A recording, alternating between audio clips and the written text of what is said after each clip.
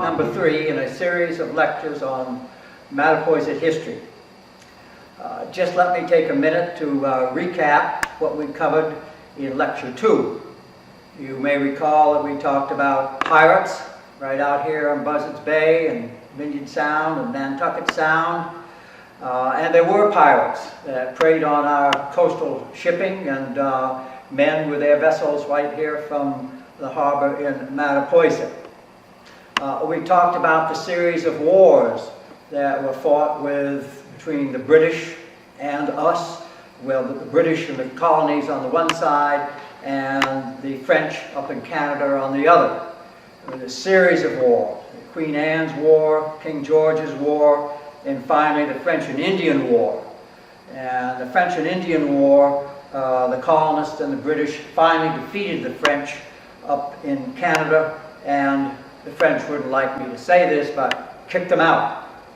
At any rate, that ended the hostilities on the northern frontier of the colonies.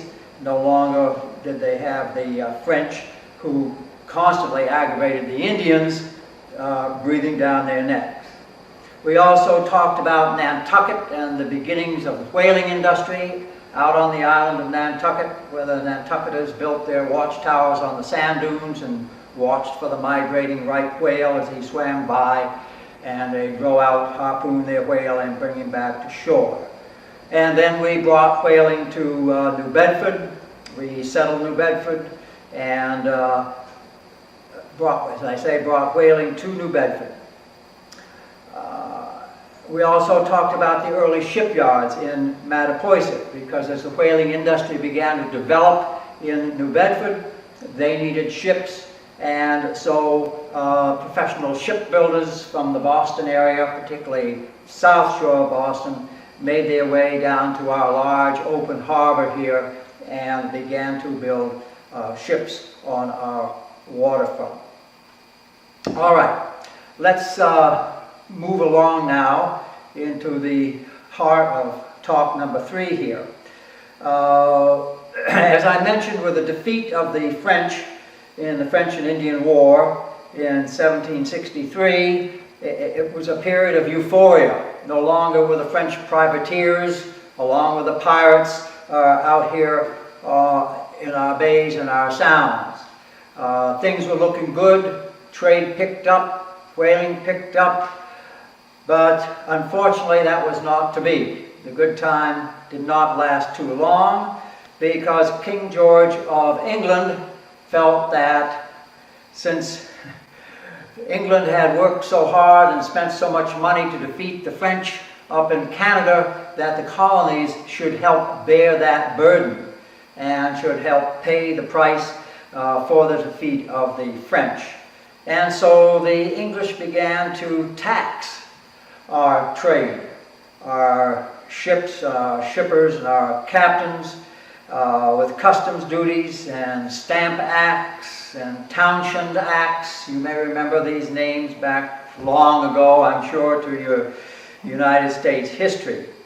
And all this taxation began to quickly stifle our trade up and down the seacoast.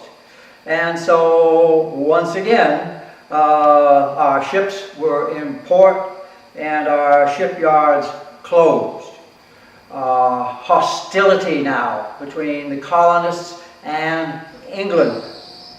But King George wanted us to pay for that battle against the French in Canada. At any rate, British ships patrolled our shores looking for smugglers, because, of course, Yankee ingenuity, we tried to get out and slip by the duty collectors, so to speak, and carry on the trade. But the British patrolled our shores. Antagonism rose, animosity, and in 1770 we had the Boston Massacre up in Boston, when British soldiers fired indiscriminately into the crowd, killing civilians. And this prompted Samuel Adams to write his famous pamphlet, in which for the first time he criticized the British, or the British were criticized as our colonial masters, so to speak. Taxation without representation. Here in Rochester, Mattapoisett, town meetings were held to talk about this growing schism between the colonies and the mother country, England. And remember now that Mattapoisett and Marion were part of the greater Rochester Township. And so the meeting hall, the town meeting hall, was up in Rochester. And so people from Mattapoisett and from Marion, and particularly Mattapoisett with all its little, shall I say, communities. You had Hammondtown, Dextertown, Barlowtown, Tincomtown, Randalltown, all sent representatives, so to speak, up to these town meetings. And they talked about tyranny, oppression, and taxation without representation. But you had to be careful who you talked to, because there were British sympathizers, Tories, all around. And after all, we still all were subjects of the King of England. We were Englishmen, really. Conditions continued to worsen. By 1773, there was the Boston Tea Party. And of course, you know that story where men dressed as Indians went aboard a vessel and threw the boxes of tea into the Boston harbor. In 1774, the port of Boston was closed by Parliament. In other words, they're going to punish those colonists. And also in 1774 were the Intolerable Acts and the Repressive Acts. These were acts that made it very difficult to do anything without paying a heavy tax. Again, meetings were held in Rochester, and it was decided in Rochester that they would not abide by these new acts, such as the Intolerable Acts or the Repressive Acts. They voted that they would accept the decisions of the Continental Congress in Philadelphia, that they would prefer to answer to Philadelphia and their own entity rather than across the sea to the mother country.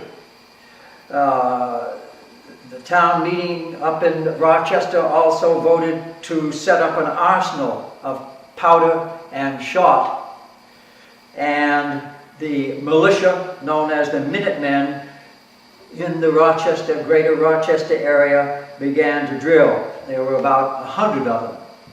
And then there was another group known as the Liberty Boys, which were basically just demonstrators that marched and carried signs.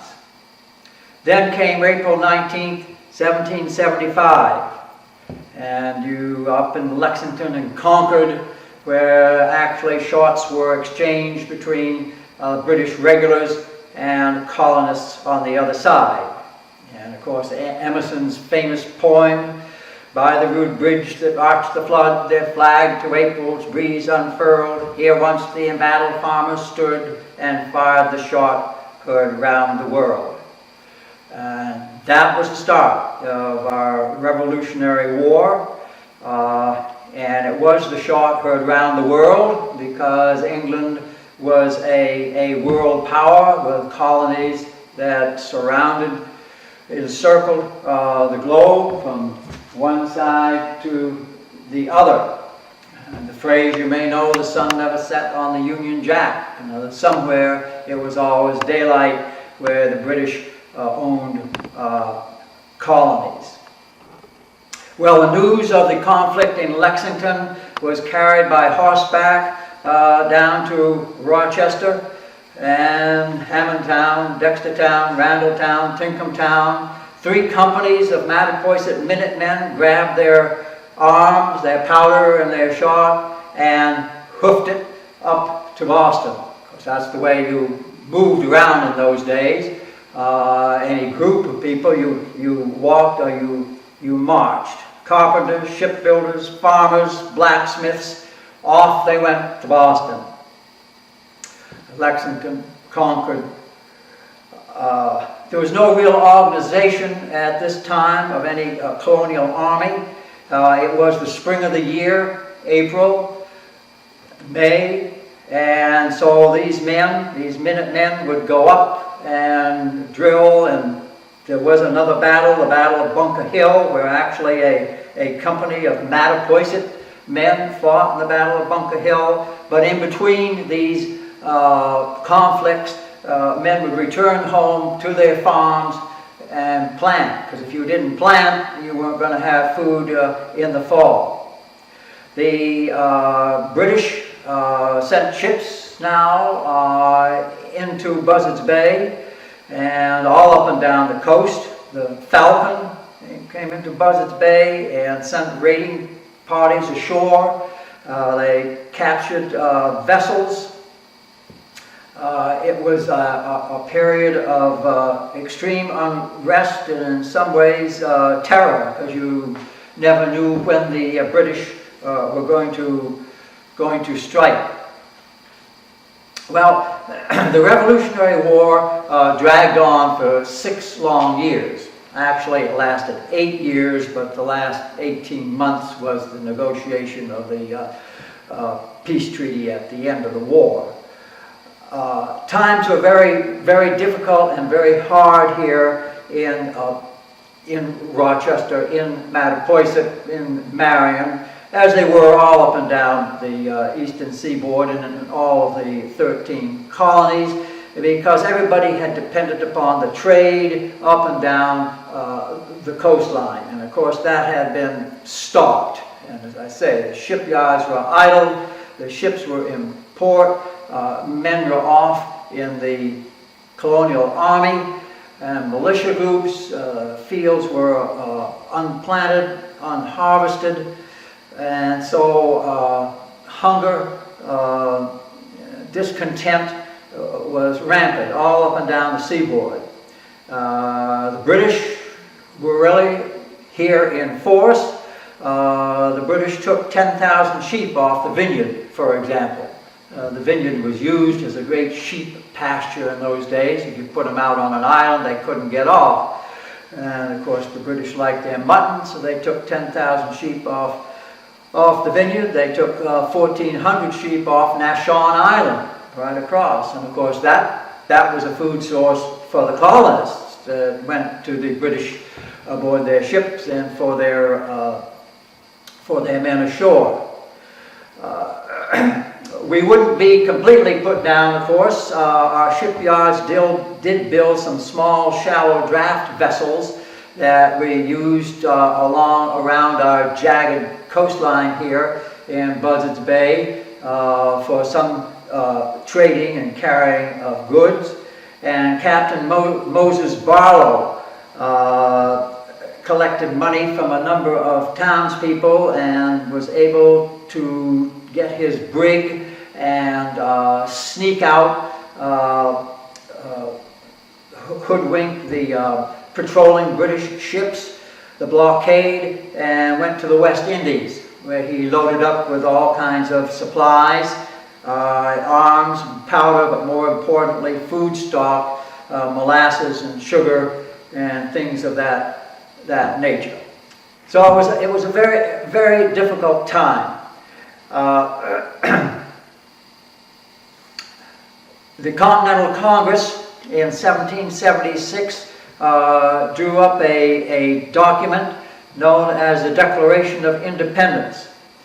And believe it or not, in Rochester Center at a town meeting on May 23rd, 1776, people from Mattapoisett and Marion gathered together to vote on whether or not to accept this Declaration of Independence. In other words, whether to stand with the Continental Congress of Philadelphia against the British or not.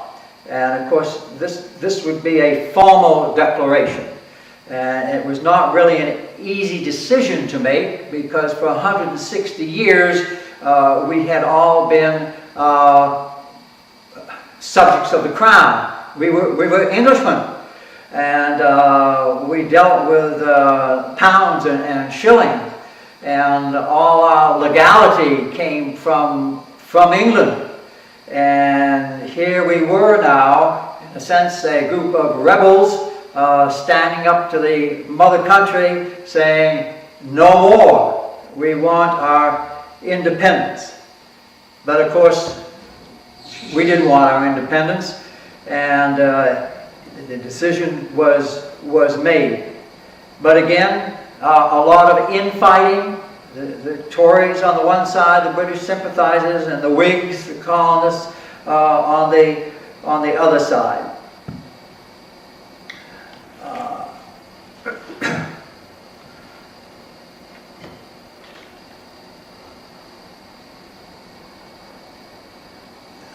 The major conflict between the British and the colonies in our particular area occurred in September of 1778, and that's when the British burned New Bedford. Not only was New Bedford a major port in this area, as we talked about last time, with its whaling and whaling ships, but also it was a haven for trade, and particularly now during the war for smugglers. And so the British decided once and for all to wipe out New Bedford. And so in September of 1778, they brought some 36 ships into Buzzards Bay off of New Bedford. They landed 4,000 men in Clark's Cove, which is just the other side of Fort Rodman there. And they silenced the guns at Fort Phoenix in no time. And these 4,000 men marched down the harbor front of New Bedford and burned 70 ships, all the warehouses, all the wharves, all the buildings.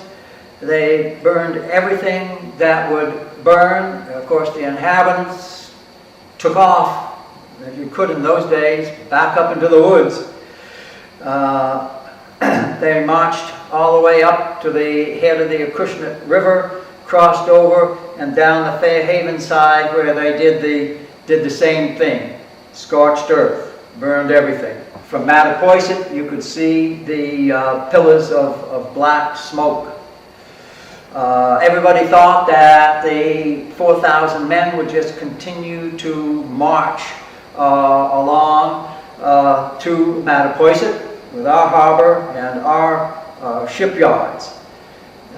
Major Israel Fearing from Wareham got together a company of about 150 men, and at about Sconnicut Neck, at the throat of Sconnicut Neck there, they ambushed, or tried to ambush, these 4,000 redcoats. They did kill a number. They did kill some of them, but the long shot was that the British had done what they wanted to do, and so they, in a sense, turned their back on this little group of militia, marched out Sconnicut Neck. Their longboats came and picked them up, and they went back on their vessels. So, in a sense, Mattapoisett escaped what could have been a disastrous situation. Probably the time of day played an important part too, because it was just about dusk when Israel Fearing got his men to shoot at the British. At any rate, the war finally ends in October of 1782, or 1781, when the British General Cornwallis was surrounded at Yorktown, Pennsylvania, by George Washington's Continental Army on the one side, and the French fleet under the command of Lafayette that stood off the shore at sea. And so Cornwallis was forced to surrender, and this Revolutionary War was over.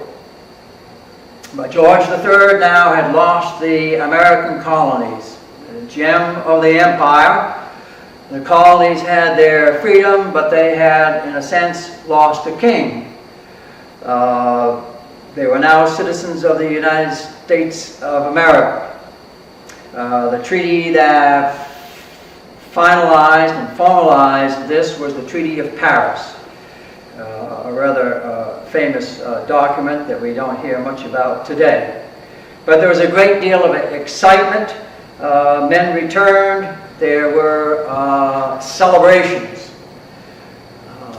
throughout the countryside, throughout the 13 colonies, or let's say 13 states. The good times had returned. The British were gone. However, it was not all as good as it seemed, because 8 years of war had again destroyed the trade up and down the coast, had kept the whale ships in port. The shipyards then were idle. There had been no work. And also there was an uneasiness. In hindsight of 400 years, we think was great. But there was an uneasiness. For 160 years, we had been under the protection of the British Empire. It was the British Empire that protected us from the French from those 160 years. We didn't have that protection now. We didn't have anything except a Continental Army that had totally disbanded. As far as any form of government, we had the Declaration of Independence, the Article of Confederation, but no central government. There was nothing holding these 13 states together. There was no entity with any power whatsoever. And of course, each state had its own agenda. We're familiar with that today. And so there was a big question when they sat there in Philadelphia, the framers of our Constitution. Are we talking about a strong union and weak states? Or are we talking about a weak union and strong states? In other words, are we going to be a strong, united entity? At any rate, as we know, the Constitution gave the federal government powers. We became a strong union. We had power to tax, so there was money to spend. We had powers to create an army to protect our shores. All this had to be thought through and developed, so to speak. And of course, then after the Constitution was written, it had to be ratified by the states. Massachusetts really was a test case for ratification. We were one of the first states after Virginia, and we were the second most populous state after Virginia to ratify this Constitution. And the vote in Massachusetts was 186 to 168. It was not, we think everybody was gung-ho, but it was only a 19-vote difference. Now what that means is that those 168 people, they would rather have had a very strong Massachusetts and a weak federal government that wasn't telling them what to do and wasn't taxing them.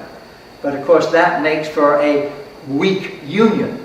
So fortunately the Constitution won out, and of course it won out in the other 13 states as well, and the United States of America got off on a a strong foot. The actual vote on the Constitution, and it went state by state, was December 20th, 1787. A draft of the Constitution was read at a town meeting in Rochester. Just think about that. People from Mattapoisett, Marion, Hammondtown, Tinkham went up to Rochester, and for the very first time they heard or became familiar with the Constitution of the United States right up here at a town meeting in Rochester. At any rate, ratification was finally formalized June 21st, 1778. Representatives from Rochester, Captain Nathaniel Hammond and Abraham Holmes, had been sent from the Rochester Township to Boston to take part in this vote. A very historic time.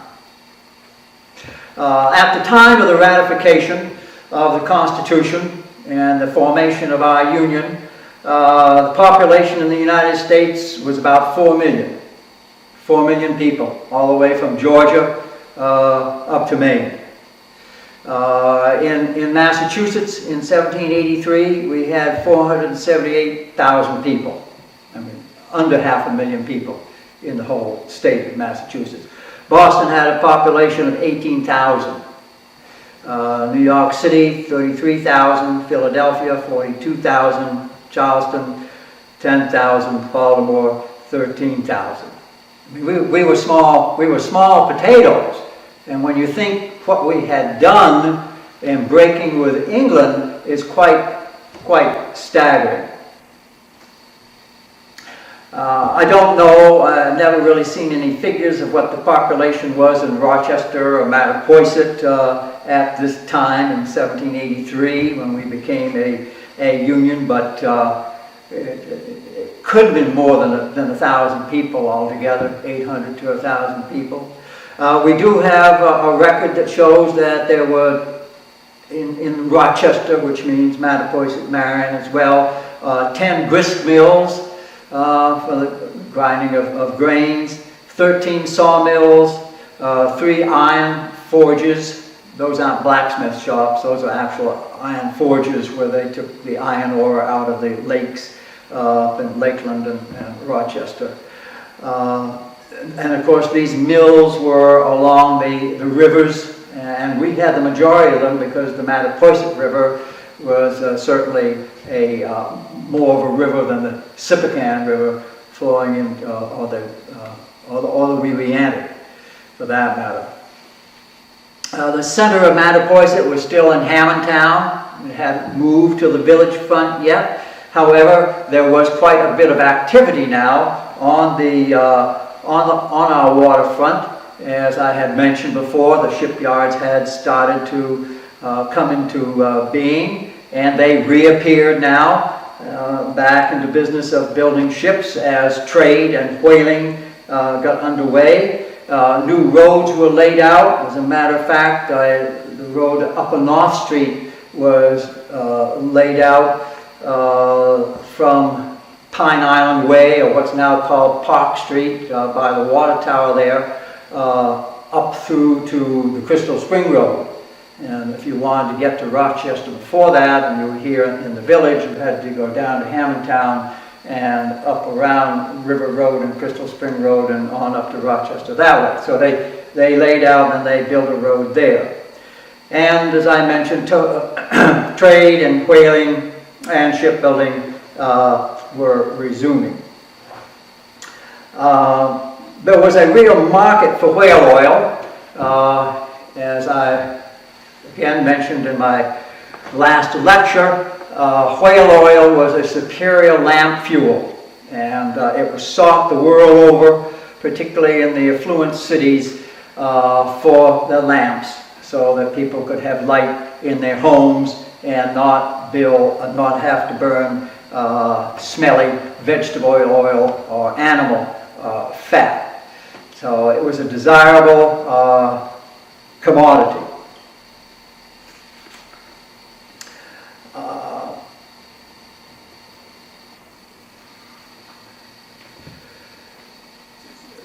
In 1783, at the signing of the Treaty of Paris, it became apparent that there was a real market, still was a market, over in Europe for this whale oil, because the ship Bedford, the whale ship Bedford that actually sailed out of Nantucket. Now, Nantucket got away in the Revolutionary War unscathed. The British didn't burn their fleet or burn their wharves and their warehouses. And so right on the eve of the Revolutionary War, the ship Bedford, carrying 487 barrels of whale oil, landed or docked in London, England, where the oil sold at a very high price. And so really that affirmed the fact that the market for whale oil was very prevalent. The other interesting thing about this ship Bedford is that it was the first ship to enter a foreign port flying the Stars and Stripes. In other words, always before, our ships had always flown, of course, the flag of England, the British flag. And now, for the first time in 1783, right on the heels of the Treaty of Paris, the Revolutionary War, the Bedford arrives with the Stars and Stripes. New Bedford, of course, was rebuilt, and this is when the name becomes New Bedford and not Bedford.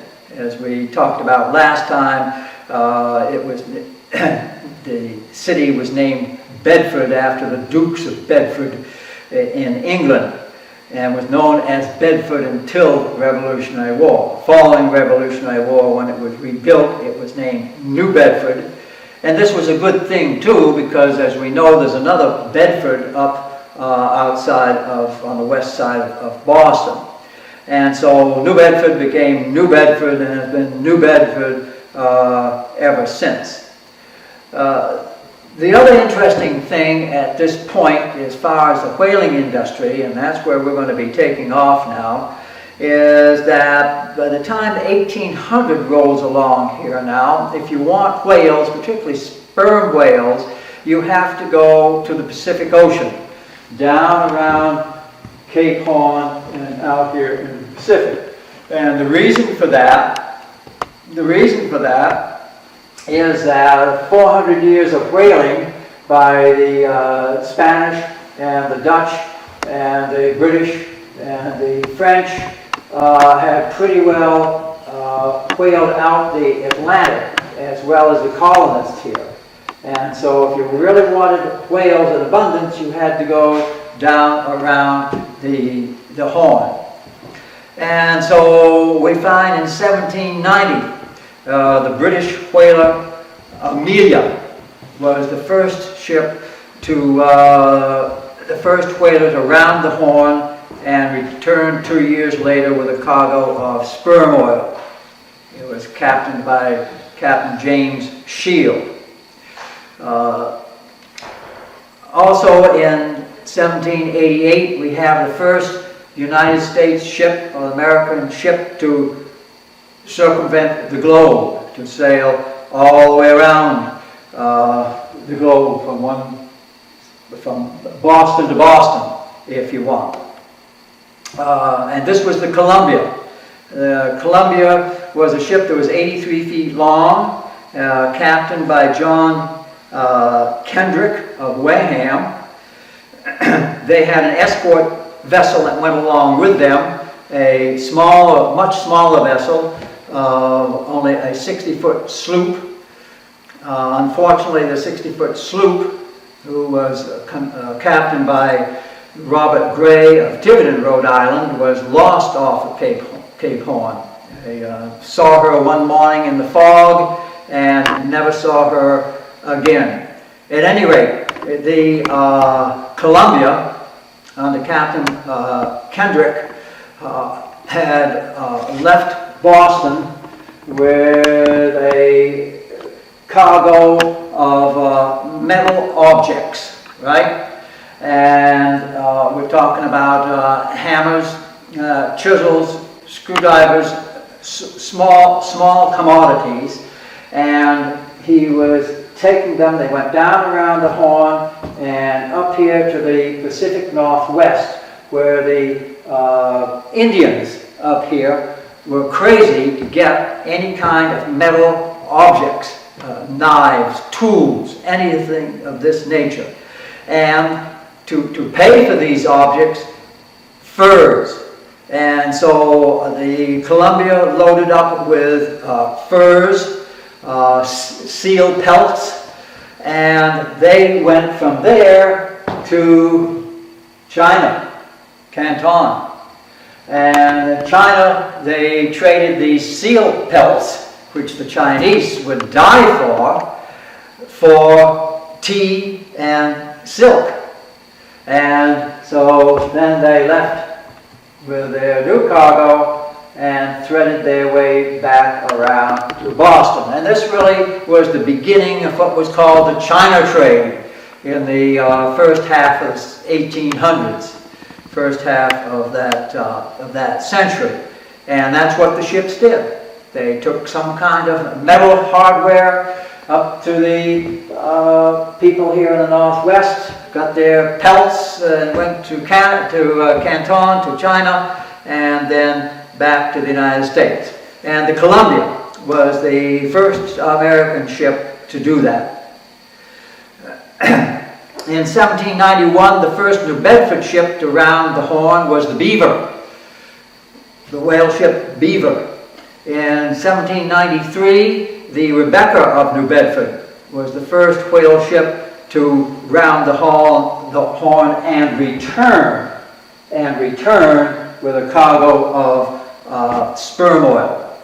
And a little footnote to that voyage is a man from Mattapoisett, actually he lived in Hammondtown, a man from Mattapoisett by the name of Archelaus Hammond is noted as being the first American harpooner to harpoon a sperm whale in the Pacific.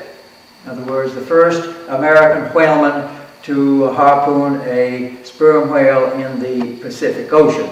Now, how do we know those little incidental facts like that? Well, remember that these whale ships, this was a business, and logs were kept. How many whales you saw when you got them, how you cut them in, and so all these things were noted. And you know, we have all the many of those whaling logs, and so that's where that kind of information comes from.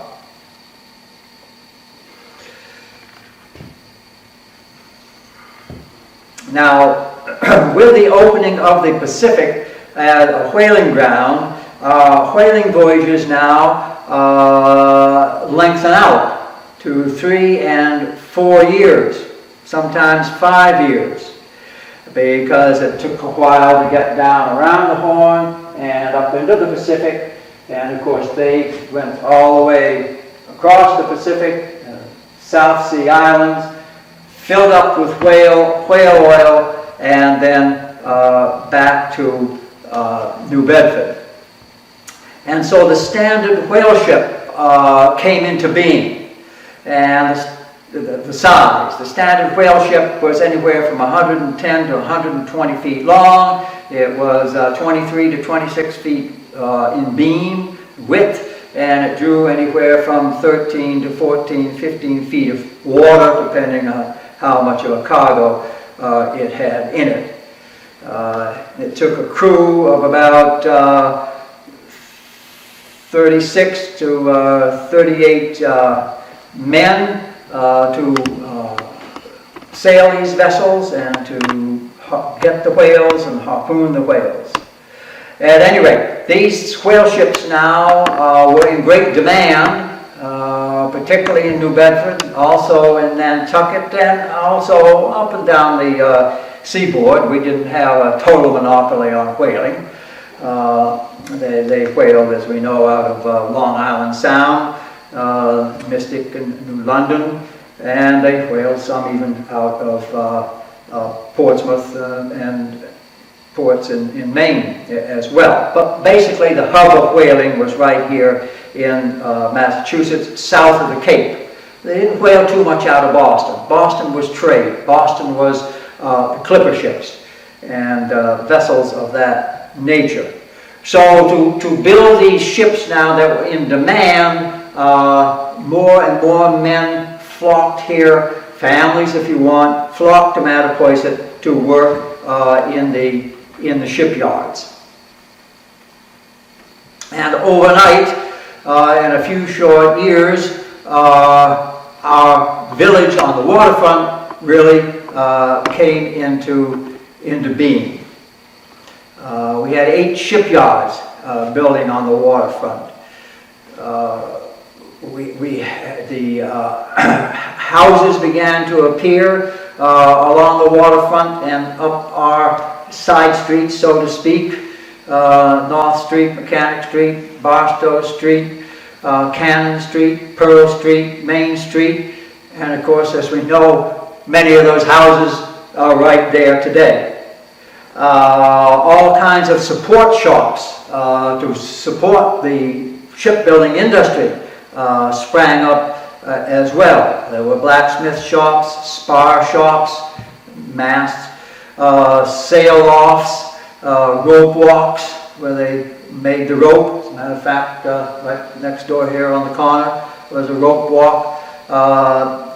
Cabinet shops, rigging lofts, small boats. Each whale ship carried 7 whale boats, and block shops. So Mattapoisett became a real mecca of the shipbuilding industry. And so by the time we get to 1812, which is the War of 1812, there were some 40 houses in our village now, and the center of the town moved from Hammondtown to our village as we think of it today. Some of the houses, as I mentioned, the houses that were built are still here today. Captain Samuel Studevant came to Mattapoisett from Middleborough to engage in the coastal trading. He married Lydia Pease in 1799, Pease's Point, and Samuel Jr., who was born in 1801. Captain Samuel, Sr., built his house on the west corner, this side of Barstow and Water. And as we know, that house is still there. And some 20 years later, his son, Sam Jr., built a companion house on the other side where the Catleys live today, which of course is still there, built on the opposite corner. Captain Studevant was master of the sloop Nancy and later the Amelia, and was very active in coastal trading. He also owned a clothier business and a furling mill on the Mattapoisett River, and that has to do with wool from the sheep. A furling mill is where they wash the wool, and the clothier business was putting it together, knitting it, weaving it, if you will, into cloth. And of course Samuel Jr. followed in his father's footsteps, and he too became a captain of a schooner, the Sophronina, named after his wife, and later he began to invest in whale ships and became an agent for whale ships right here in Mattapoisett. Another man whose house still stands was Squire Willis. And Squire Willis built the big house that we refer to these days as the Monroe House, right at the foot of Pearl, where Maine and Water come together.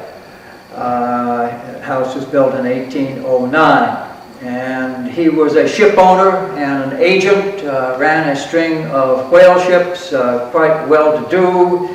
His trading vessels went from Maine to New Orleans to the West Indies. A very well-to-do man, but not an easy man to get along with.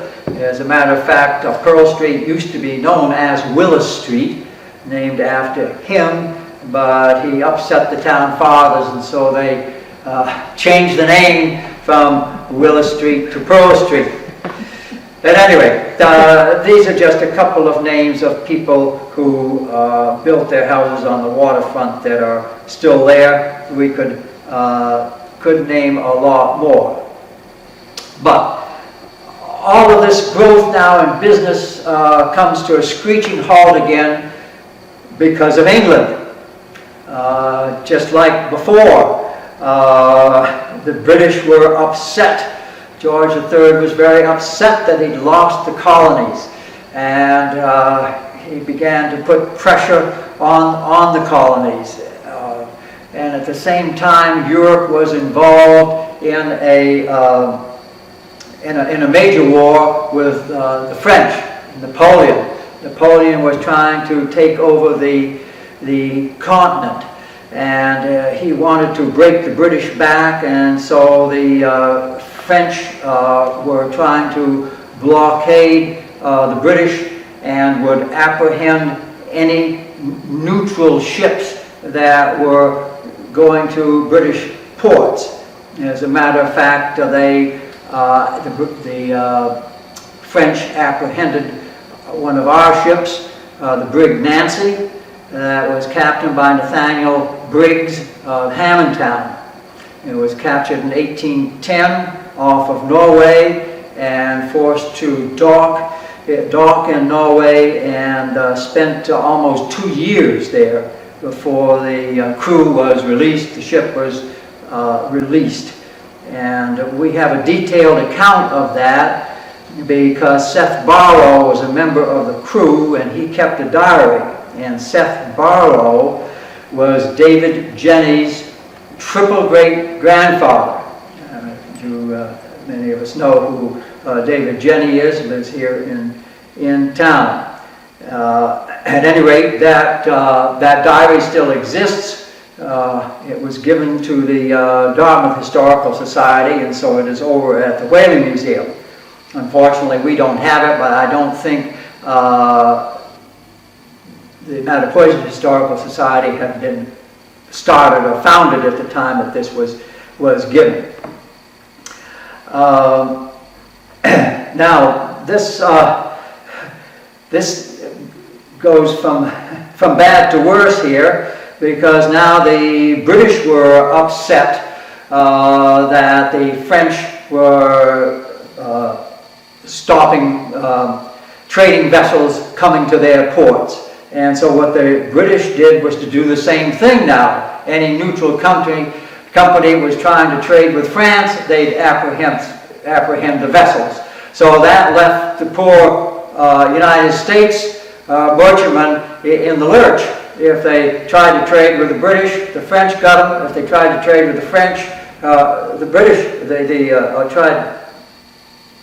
You follow my drift. If they tried to trade with the British, the French got them. If they tried to trade with the French, what am I saying? I'm going to. At any rate, you got the picture. There was no way out. One or the other was going to get them. So we were in a real pickle. And then to add insult to injury, the British began impressing our sailors off of our ships. The British seamen, the story behind that is that the British men of war, the ships that were sailing the seas, they didn't pay very well. And so every opportunity the British sailors had to jump ship, they would, and they would take a berth on an American vessel because we paid more. The Yankees paid more. And so the British fleet were under orders that whenever they saw an American ship, they'd go alongside and see if any of these deserters were on board. And so there was a great deal of hostility there as they boarded the American ships. And of course, if we didn't accept the boarding party, why, they would fire on us. And so in 1807, a Royal frigate challenged the Chesapeake, a U.S. frigate, 10 miles off the coast of Virginia. And they were looking for 4 deserters. At any rate, the British captain fired 3 broadsides into the Chesapeake, went aboard her, dragged off the deserters, and the poor Chesapeake had to limp back into port. So this really was hard to swallow, and so President Jefferson at the time passed the Embargo Act, 1807. He said the way to prohibit the British from boarding our ships was to keep all our ships in port. And so the embargo of 1807 forbid American ships to leave American ports. So now not only would we get apprehended by the French on the one side, the British on the other side, but our own country wouldn't let our ships go to sea. And so what was the effect, again, to the seaboard here, up and down our coast? Depression, total financial depression, because there was no trade, no need for ships, no whaling, no shipyards, and all of this wonderful business that we put together a few minutes ago for Mattapoisett was non-existent. So things began to happen now. Henry Clay of Kentucky in Congress finally passed a war vote. President Madison had been trying to negotiate all the time, but finally the Hawks won out. And so we were ready to go to war now against the British. This was a tough war because it was all had to be fought at sea. The British Navy numbered some 800 vessels, 800 ships, which they had all up and down our coast. We had 16 frigates, 16 to 1800. However, numbers don't tell the story. What we really had was the militia of the sea, as it was called.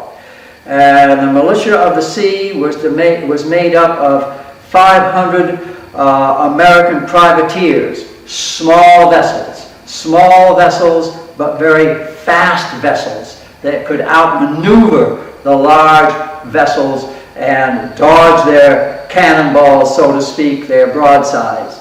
And these militia of the sea, during the 3 years, the War of 1812 went to 1815, they either captured or destroyed 1,350 British merchant vessels, right? 1,350 British merchant vessels, some of them right in the English Channel. This was tough for the British to swallow. We also had some other confrontations. One of the more remarkable and memorable was the Constitution, our own frigate, the Constitution, that still lies up here in Boston, in the Charlestown Naval Yard. She and the Guerriere, the British ship Guerriere, fought it out side by side, broadside to broadside, and the Constitution won, and it was that battle that won her the name of Old Ironsides. And I'll be getting into shipbuilding in our next talk, but the Constitution was built out of live oak, a very heavy, dense wood, and the British cannonballs literally would bounce off. And And so the Constitution was able to defeat the Guerilla, and later on the royal ship Java, and the tide began to turn in our favor. As far as the War of 1812 went for us here in Mattapoisett and Buzzards Bay, what the British attempted to do once we began to sink their ships, as I'm pointing out here, was to send raiding parties ashore to burn our shipyards and our docks and our vessels that were in harbor. And there are two great stories, and I don't have time to tell them to you, so we'll have to start next talk with our two stories about Mattapoisett and the War of 1812. And they involve the armed British ship Nimrod, who was captained by Captain Michael for the British. And the Nimrod sailed into our harbor on two different occasions, and both times we came out on top. At any rate, we'll go next time for those stories. Thank you very much.